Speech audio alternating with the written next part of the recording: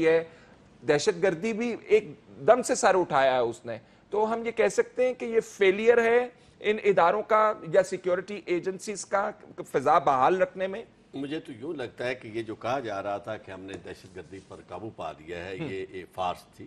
ایسی بات اصل میں ہوئی نہیں. اس کی وجہ یہ ہے کہ جس چیز پہ قابو پایا جاتا ہے وہ کافی سخت کامنٹ ہے آپ کا. یہ میں بڑا صحیح آپ کو دیانتداری سے کہہ رہا ہوں. اس کی وجہ یہ ہے کہ اگر آپ نے قابو پا لیا ہو تو پھر اس طرح سر اٹھانا مشکل ہے.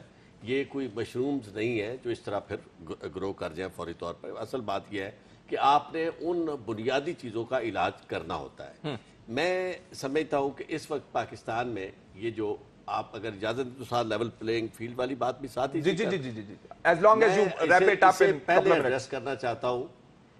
چونکہ اگر تو پولیٹیکل پارٹی کی کسی کی آپ حمایت میں بات کریں گے تو پھر ہم کہیں گے کہ جی فلاں شخص جو ہے اسے وہ اس لیے لوگ کر رہے ہیں کہ جی وہ چونکہ ایک پارٹی آگے جا رہی ہے دوسری جو ہے وہ جیلس ہے.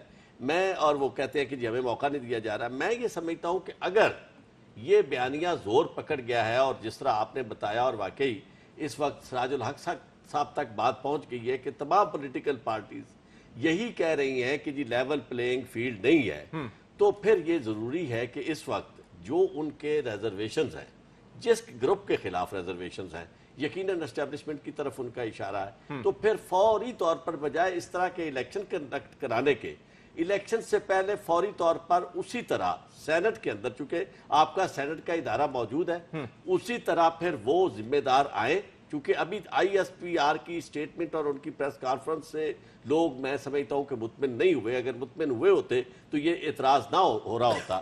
اگر ابھی بھی ان کا اعتراض ہے تو باقاعدہ سینٹ میں انہیں بلائیں اور بلا کر باقاعدہ ان سے بریفنگ لیں, اور جن کی جو ریزرویشنز ہیں وہ کھل کے بیان کریں اور وہاں طے ہو جائے ایک دفعہ. چونکہ پاکستان اس بات کی بڑی سزا لے چکا ہے.